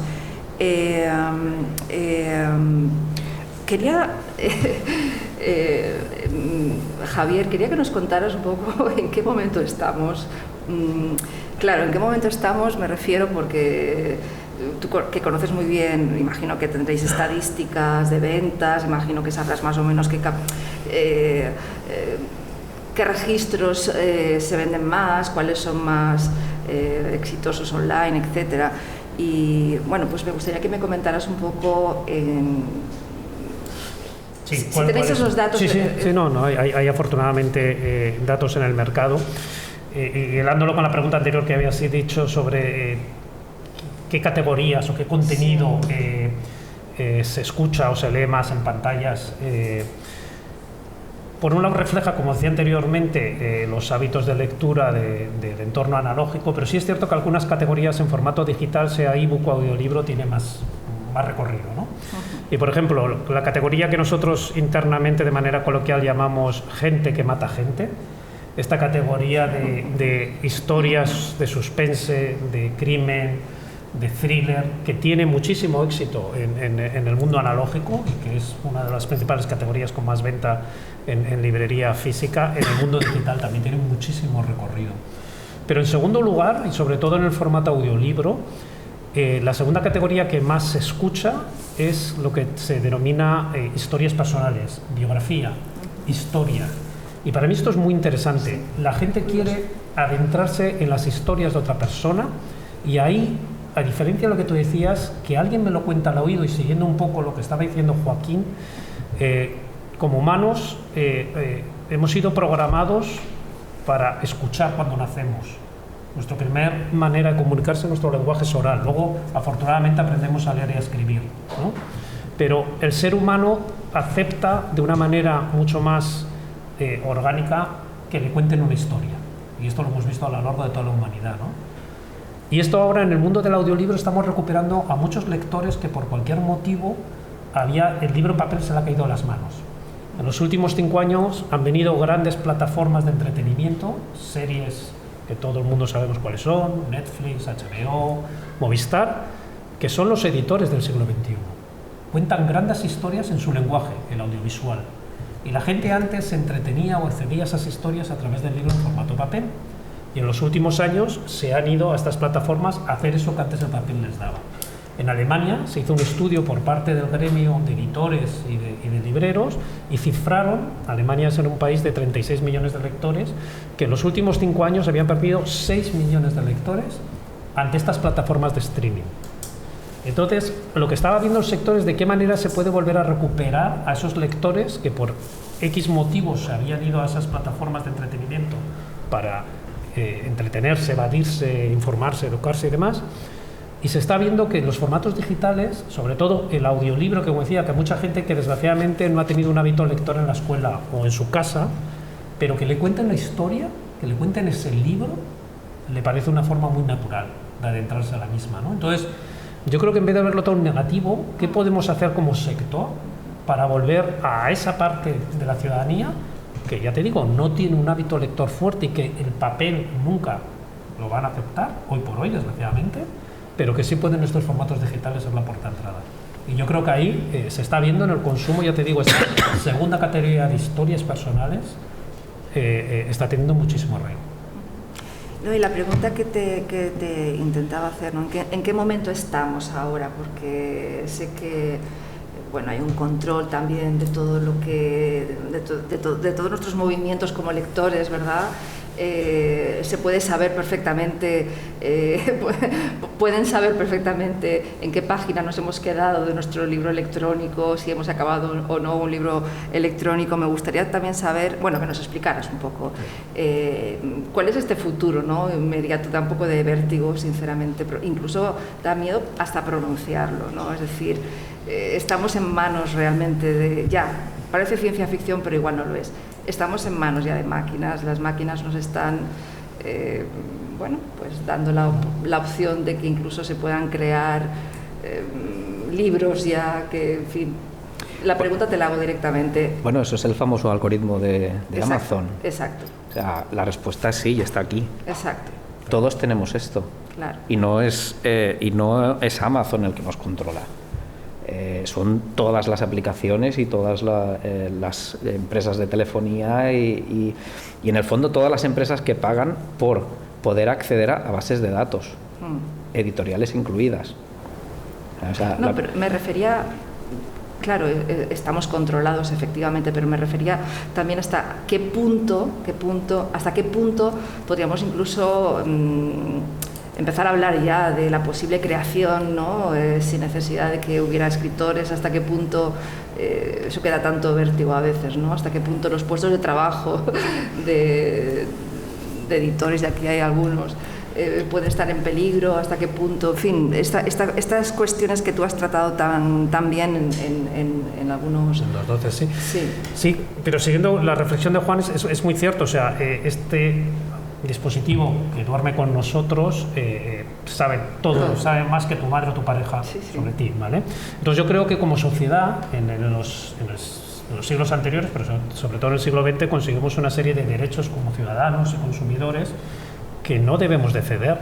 O sea, estas empresas tecnológicas lo que están viviendo es un momento donde nosotros como ciudadanos no estamos diciendo vamos a regular esto para que sí, entiendo que tú tengas que tener una serie de datos sobre mi consumo digital de ciertos contenidos para que me recomiendes mejor. Intentamos demonizar al algoritmo. El algoritmo es maravilloso para un librero y para un lector. Es imposible que un librero tenga acceso por conocimiento propio o por sugerencias de terceros de toda su vasta oferta que pueda tener en su librería, ¿no? Entonces, que a través de estos algoritmos pueda deducir por la información que le das al lector de que me ha gustado este libro y me ha encantado este autor y tal, y basándose en su propio criterio, pero además con la tecnología, como estamos haciendo en el mundo médico, tenemos avances de medicina enormes gracias a los algoritmos, porque un médico no puede él mismo, con su propia experiencia, determinar muchísimos patrones. Y lo que hace el algoritmo es determinar patrones. Lo que hay que es sacar al lector de su zona de confort. Si a ti te gusta novela histórica, no leas siempre novela histórica. Intenta abrirle, ¿sabes? Ya sea ahí el librero o el bibliotecario o el docente el que le vaya abriendo otros aspectos, ¿no? Pero yo creo que ahí, tecnológicamente, verdaderamente veamos la tecnología como un apoyo para el librero, para el lector y para el editor. Lo que comentaba sobre la inteligencia artificial que vaya a sustituir al ser humano. Yo hoy por hoy no lo creo, pero los avances son impresionantes. Y estamos viendo ya contenidos periodísticos, contenidos informacionales que no están hechos ya por un ser humano, que una máquina los puede hacer y de una manera bastante aceptable. El ser humano, yo creo que veremos libros que pongan una etiqueta por parte de un editor escrito por un ser humano. Estamos viendo también audiolibros donde la voz que te narra no es un humano. Hoy en día estamos usando grandes profesionales En España, como sabéis, tenemos una gran industria de doblaje y aquí en Valencia sois una de las capitales, maravillosas, con unas voces estupendas, que hoy en día están narrando esos libros de papel a formato audiolibro, pero ya se están haciendo grandes avances con voces artificiales que escuchando y escuchando y escuchando voz humana la están replicando como si fueran humanos. Y en estos textos, por así decirlo, informacionales o en textos periodísticos o en textos de no ficción, yo todavía en una novela o en una poesía verdaderamente no veo una inteligencia artificial interpretando una obra, porque le falta ese alma. Pero esto no quiere decir que si organizas esta mesa dentro de 10 años, te diga que ya no podrías diferenciar entre una voz humana y una voz inteligente. A mí me gustaría añadir una cosa que has comentado respecto a la desaparición o no de los editores. Yo creo que no. Precisamente el editor o las editoriales, una de las o sus roles principales es la de acompañar al autor, a ayudarle a encontrar la mejor forma de transmitir su contenido, lo que quiere decir. Y hablo de contenido, que puede estar en muchos formatos y no tienen por qué ser excluyentes unos con otros. Y una de las cuestiones que también los editores tienen que tener en cuenta y deben ser proactivos es en pensar cuál es el mejor contenido, o sea, cuál es el mejor formato para ese contenido, pensando en el usuario final, en el que lo va a leer. Y creo que eso es una de las cosas que también se ha olvidado durante mucho tiempo, ¿no? Entrábamos en la inercia de la cadena del libro en la que el formato era el que era y se tenía que hacer así. Se tenía que escribir el libro de una manera, se tenía que editar e imprimir de una manera y distribuir y vender de una manera. Y eso ha cambiado, se ha saltado por los aires. Y eso no significa que sea malo, simplemente que tenemos que recolocarnos y saber cuál es nuestro papel, nuestra función y nuestro lugar y qué es lo que queremos aportar. Hoy en día en Internet la abundancia de información es exagerada. Una de las labores de los editores, y me atrevería a decir que de los libreros, es seleccionar esas cosas que tienen calidad. O sea, el librero debe convertirse en un prescriptor, igual que lo ha sido siempre. La única diferencia es qué herramientas utilizo y cómo llego a mis usuarios. Pero es muy difícil, para un librero es muy difícil, porque antiguamente, claro, era el cara a cara, estar en contacto con los vecinos, con los que compraban en la librería, tenías ese esforzarse, apoyo. Claro. Ya no es un esfuerzo, es que, claro, yo que tengo amigos libreros y me cuentan las dificultades que tienen realmente, ¿no?, para poner en marcha toda... En fin, están, por ejemplo, me contaba el otro día una amiga que claro, Amazon, por ejemplo, pues era insostenible por los pagos que tenía que realizar mensualmente y que, bueno, que han tenido que adaptarse a otras plataformas, pero que no son perfectas, ¿no? Todolibros.com, etcétera. No son perfectas porque para el usuario es muy difícil realmente, cuando está buscando un libro, buscar un libro concreto y abrir diferentes... ventanas hasta llegar a la librería. Realmente, a no ser que haya un enlace directamente con la librería, es complejo para un librero dar ese salto, que al fin y al cabo es algo que estamos haciendo todos, ¿no?, en todos los campos. Pero si no hace ese esfuerzo, no, indudablemente acabará desapareciendo. Esa es la cuestión. Está claro. Están haciendo un esfuerzo ingente los libreros que están en pie todavía, claro, porque muchas librerías han cerrado, lógicamente, pero los que están en pie están haciendo un esfuerzo, que es lo que intentaba decir, que todos hacemos en nuestro trabajo, hacemos cosas que no nos corresponde hacer por formación, ¿no? Ellos han tenido que dar ese triple salto mortal. Otra cosa que me preocupa, es que hay tantos temas interesantes, ¿verdad? Me preocupa mucho también el tema lo has planteado tú, Abelardo, lo has planteado Juan, lo habéis planteado todos de alguna manera, pero claro, hay una diferencia, ¿no?, entre lo divulgativo y lo más científico, literario, ensayístico, etcétera. Entonces, da la sensación, igual estoy equivocada, de que efectivamente en el plano de lo digital sí que es más proclive quizás a esa tendencia divulgativa, ¿no?, o a ese carácter divulgativo, y en cambio editores, por ejemplo, como Abelardo, ¿no?, que yo trabajo con él desde hace muchísimos años y sé cómo trabaja, pues claro, a él le interesa publicar lo que le gusta a él, y está en todo su derecho, porque para eso es su editorial, es una editorial privada, entonces él publica lo que a él le gusta, y bueno, pues si al lector se adapta a sus contenidos del nivel que sea, perfecto, y si no, pues no tiene lectores. Pero claro, estamos hablando ahora mismo también en cuanto a lo digital de un mercado totalmente distinto, un mercado que no tiene nada que ver con este sector tan minoritario. Y entonces, ¿creéis que hay como una renuncia, no sé si es un poco exagerado decirlo así, una renuncia hacia de lo intelectual, o hay unos contenidos quizá más divulgativos en ese sentido que todos entendemos, es decir, que no sean tan elevados? Incluso se ha hablado, creo que lo ha comentado Joaquín, bueno, alguno de vosotros lo ha comentado, que hay una democratización de la cultura, cosa que en principio es fantástica, ¿no? Es fantástico que haya una democratización de la cultura, pero claro, a veces también a los editores, a los profesores, no sé, nos preocupan cosas que ahora es muy difícil realmente plantearnos, como por ejemplo corrientes estéticas diferentes, qué sé yo, movimientos literarios, grandes movimientos literarios. Ahora es muy difícil controlar todo lo que se está publicando. No sé si estoy hablando en voz alta, me da la sensación. Pero bueno, en definitiva, hemos bajado el nivel intelectual de conocimientos con esa difusión digital, que parece que se mantenga en algunas editoriales, tienes razón, no en todas, o creéis que no. No sé si hay una división entre lo literario, lo científico, lo divulgativo, o bueno, pues hay un poco de todo. A mí me gustaría, no creo que sea lo digital lo que haya disminuido, si quieres llamarlo así.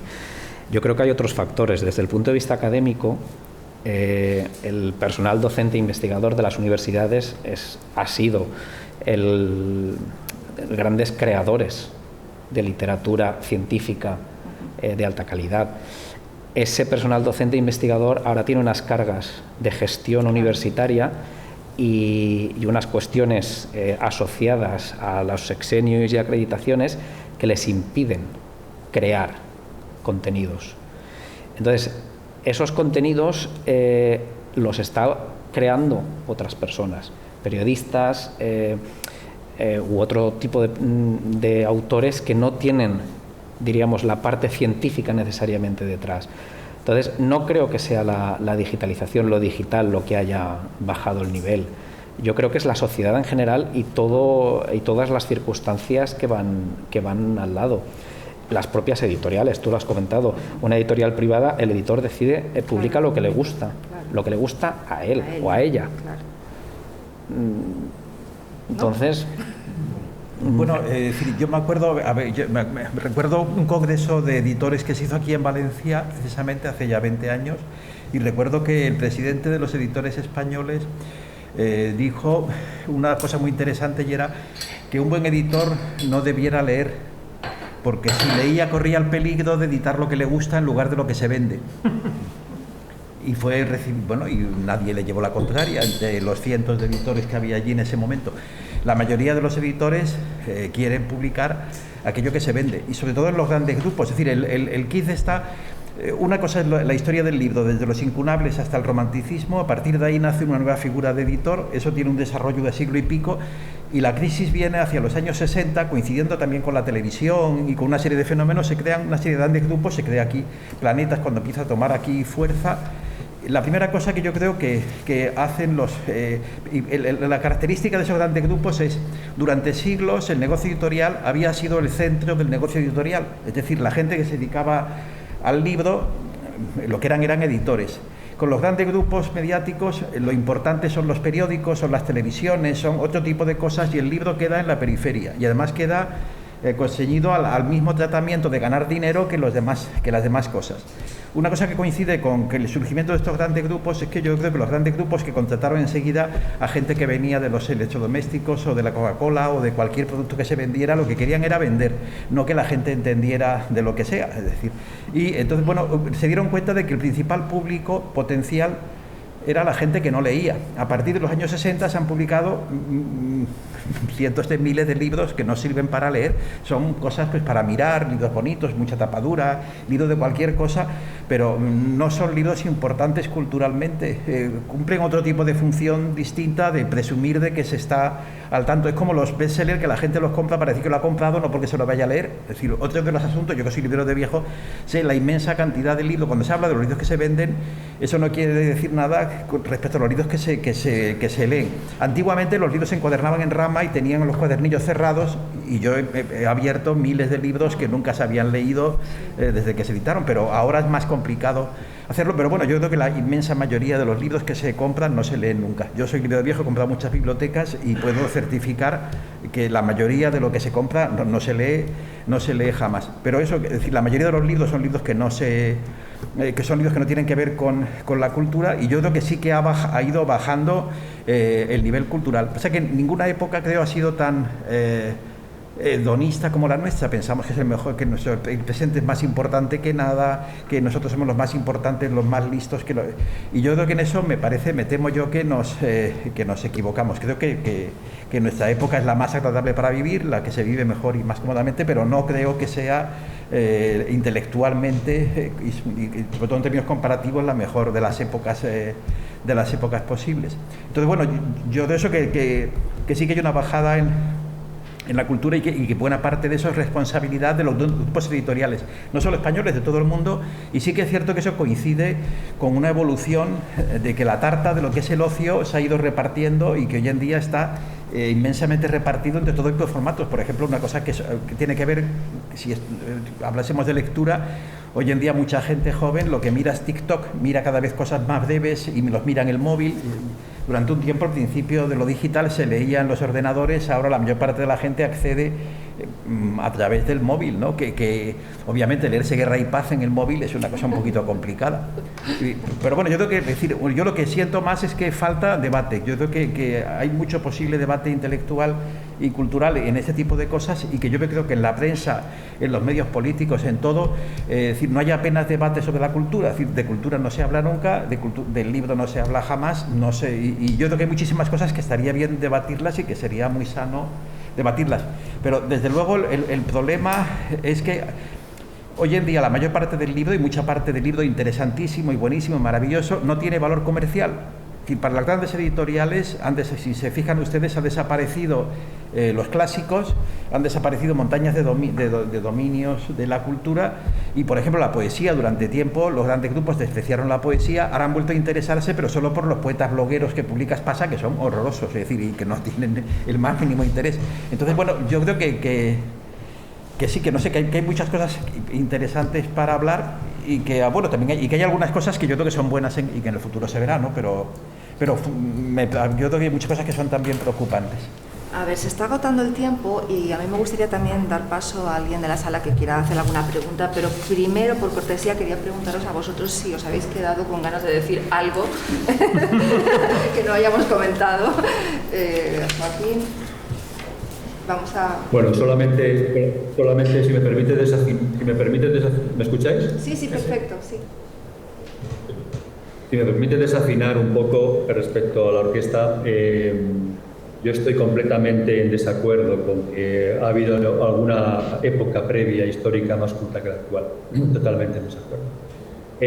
Siempre han sido unos happy few los que han tenido acceso a la alta cultura, siempre ha sido así. Más aún cuando en otros siglos el ecosistema fundamental era el del libro, no había ningún otro medio a través del cual uno pudiera tener acceso a ese tipo de contenidos. Por tanto, por supuesto, quien se preciaba de ser culto tenía que tener una biblioteca, porque no había ninguna otra opción. Y en el siglo actual, Internet puede llegar a ser una gigantesca herramienta, como he dicho antes, de democratización en el acceso, la creación y la difusión de contenidos. De hecho, si uno se preocupa por estudiar estos fenómenos en la web, encontrará que hay millones y millones de adolescentes que trabajan de manera colaborativa. Cuando se les permite hacerlo y no se les sujeta a un currículum absurdo, ellos crean contenidos de todo, incluso escritos. Y la cuestión no es si son de gran calidad literaria o no.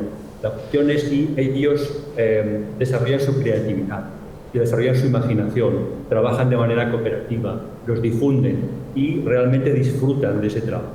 Eso está sucediendo en Internet. Eso, y ninguna otra época ha habido tanta gente creando y compartiendo contenidos de relativa calidad. Por tanto, yo estoy, ya os digo, en todo desacuerdo. Y esto no es en ningún caso, como podéis imaginar, un alegato en contra de los libros, muy al contrario, muy al contrario. Pero en el debate sobre la alta cultura y la baja cultura necesitaríamos pues, otro seminario. Un seminario completo, ¿verdad? Tenemos que hacer un seminario completo para que volváis a venir a debatir ampliamente. Bueno, ahora sí, si hay alguien en la sala que quiera hacer alguna pregunta, es el momento, porque no veo aquí que haya ninguna pregunta en el chat, así que si hay alguien que... ¿Alguna pregunta? Parece que no. Bueno, sí, una pregunta. Yo tengo una pregunta. A ver. La cuestión es hasta qué punto tiene importancia el monopolio para decidir sobre el papel o el caso. Es decir, hasta qué punto se ha perdido el valor de la demanda, no ha perdido el comprador, sino que decide el monopolio y el comprador, la publicidad y demás, está, digamos, bueno, se concentra el comprador a comprar mediante la publicidad y demás. Yo no sé si he entendido bien la pregunta, pero porque no te escucho bien, no te oigo bien. Complicado, ¿verdad? Sin micrófono. ¿Habéis entendido lo que ha dicho? ¿Sí? ¿Lo habéis oído bien? Madre mía. Yo creo que sí que lo he entendido. Vale, perfecto. Bueno, pues... Bueno, yo, por ejemplo, lo que viene con los grandes grupos, hoy en día es un tema un poco complejo, lo que llega a las librerías, cómo llega. Por ejemplo, hay una pequeña cosa de distribución. Por ejemplo, Planeta tiene un sistema de distribución propio que permite depósitos en grandes cantidades, envían en cajas enteras, ponen incluso el título del libro, hacen campañas. Antes de que salga el libro, si leéis digitales, puede aparecer los libros más importantes de los próximos 6 meses. Y hay un artículo hablando de lo que va a ser más importante en los próximos 6 meses, que son libros que aún no han salido de la imprenta y que el periodista no ha podido leer ni conocer y tal, y ya están dando todo eso. Es decir, hoy en día lo que más ha avanzado los grandes grupos es en comercializar, en la parte de vender. Es decir, yo creo que entonces, realmente, por ejemplo, en librerías o las pequeñas editoriales, que nuestro problema es distinto al de las instituciones oficiales o universitarias y tal, una editorial pequeña privada, nuestros libros llevan de uno en uno a la librería y solo si el librero los compra por adelantado, tiene que pagarlos.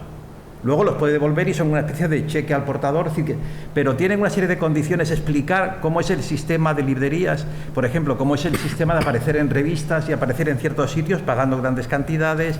Las grandes editoriales compran los escaparates de las librerías, las mesas también están compradas. Es decir, que un librero pueda asegurarse que va a estar su novedad en una mesa, eso cuesta normalmente dinero, si no, no. Y claro, también el sistema favorece que el librero sepa, que crea que un libro de una pequeña editorial va a poner uno solo y a lo mejor se vende o no se vende en un plazo de un 15 días o un mes. Una pila de una novedad que sea bestseller, pues a lo mejor en ese mismo espacio va a vender 20 o 30 o 50 ejemplares, cosa que le interesa muchísimo más. Entonces, hoy en día es lo mismo a la hora de hacer crítica, lo que importa, es decir, la idea de lo que es historiable, de lo que es mencionable, de lo que tal, está muy mediatizado por todo eso. Por ejemplo, yo me acuerdo, hace un par de años nada más, salió por ejemplo, un suplemento que un libro iba a ser importante porque habían dado un adelanto. Era la primera novela de un escritor norteamericano y habían pagado $1 millón de derechos, y eso ya era noticia tal. O, por ejemplo, que se va a publicar en varios países. Se puede decir, tal libro que publica Planeta o Random House va a ser importante porque ya se han vendido los derechos a 15 países. Normalmente lo que pasa es que en Frankfurt, Planeta intercambia cromos con otras editoriales y cada uno publica en otros sitios y tal, y tú puedes, por adelantado, negociar la publicación de un libro en varios sitios y todos se van a aprovechar de esa sinergia de la publicación. Volvemos a las novelas por entregas, ¿no? De 19, algo así, es que es una cosa... Bueno, era más artesanal la novela. Más artesanal, pero bueno, volvemos un poco a eso. Gracias. No sé si alguien... ¿No? Sí. Estaba diciendo que el objetivo es que la gente lea más, que ahora ya la gente la estudia. Entonces, mi pregunta es si tenéis alguna idea de cómo hacer en un futuro o en un presente que la gente vuelva a leer tanto en el libro electrónico como en el libro físico. ¿Cómo hacer que la gente vuelva a leer tanto en el libro electrónico como en el libro? Yo, desde mi punto de vista, lo que hay que hacer por parte del sector editorial es que esas historias estén en todos los formatos disponibles. Es decir, que les salga el libro en papel, pero que simultáneamente salga en digital y que simultáneamente salga en audiolibro. Esto desde un punto de vista económico para un editor obtiene subvenciones, obtiene ayuda para poder hacer, ¿sabes? Pero la oferta va con la demanda. Cuanto más oferta haya en el mercado de diferentes tipologías de historias, más demanda va a haber. Que tú como lectora encuentres aquel libro que por cualquier motivo atienda a tu afinidad, si está disponible en el formato que tú quieres acceder a esa historia, harás, por así decirlo, esa entrada. Y que esté en todos los formatos de consumo, que no tengas solo que comprarlo como una unidad, sino que también lo puedas acceder a través de una plataforma de suscripción o acceder a través de un préstamo digital. Para mí, si se reúnen esas tres condiciones, una mayor oferta en todos los formatos y una mayor oferta en todos los modelos de consumo de la lectura, conseguiremos que haya más lectores. Además, por supuesto, de crear ese hábito lector en la casa, en la escuela y demás, pero la base es que haya esos condicionantes. Y afinar un poco también el gusto lector, ¿no? Porque no todo vale. Creo que es muy importante también que podamos acudir a los textos de verdad. Yo, por ejemplo, estoy en contra de cómo en algunos centros de secundaria se explican los clásicos con una versión adaptada. Eso nunca lo he entendido. Porque los jóvenes pueden leer perfectamente clásicos en su versión original y todos los hemos disfrutado cuando teníamos la edad. Entonces, creo que afinar el gusto es fundamental, pero en todo, no solamente en los libros, también en la música. Es muy importante, ¿no? Que uno tenga el gusto por, ¿verdad?, elegir una determinada música, un determinado formato literario, etcétera. Y eso se adquiere únicamente con la lectura. Cuando tú lees mucho te das cuenta de lo que realmente no tiene mucho valor, ¿no?, literario. Tú mismo te darás cuenta. No, hay una cosa que yo quería poner de ejemplo. Por ejemplo, hace 10 años no había ningún programa de cocina en televisión, o hace 10 o 15 años. Ahora mismo hay docenas de programas y canales de cocina y tal. Si la literatura estuviese los libros, la mitad de moda que está la cocina, la gente comprendería lo divertido que sería, a lo mejor, pues ponerse a escribir poesía, novela, ensayo, tertulias, ver las peleas, dejarían lejos a Sálvame, peleas entre intelectuales, tal. Yo creo que, bueno, el mundo cultural puede ser divertidísimo. Y creo que el problema es que haya gente con poder o gente que se interese y tal, que se plantease eso. En buena parte, yo creo que obviamente depende de la educación, hay una parte que depende del Estado, otra parte, los grandes medios, yo creo que están convencidos o piensan que la basura es mucho más interesante para la gente que los contenidos con calidad, y se procura dar más bien, mientras más basura mejor, porque piensan que el público eso es lo que en el fondo quiere.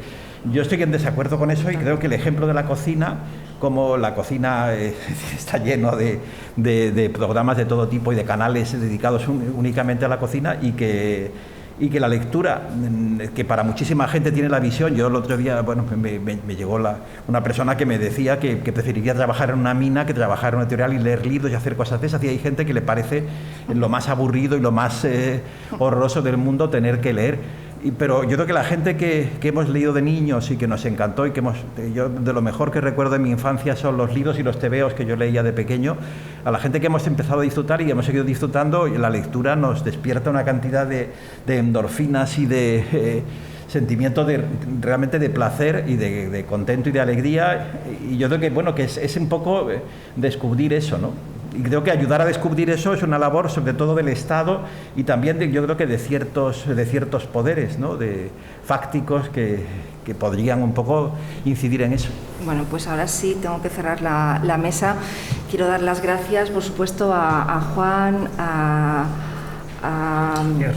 Javier Zelaya, a Abelardo y a Joaquín por estar con nosotros esta tarde, por ilustrarnos, ¿verdad? Y bueno, nos han quedado tantas cosas por comentar, es tan interesante este debate. Ojalá podamos abrir otra nueva sesión o hacer algún tipo de seminario. Bueno, ya veremos qué se puede hacer. Muchas gracias también a todos ustedes, a todos vosotros por estar hoy aquí.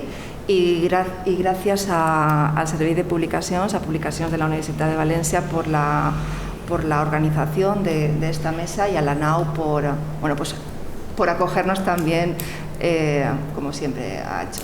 Muchas gracias a todos.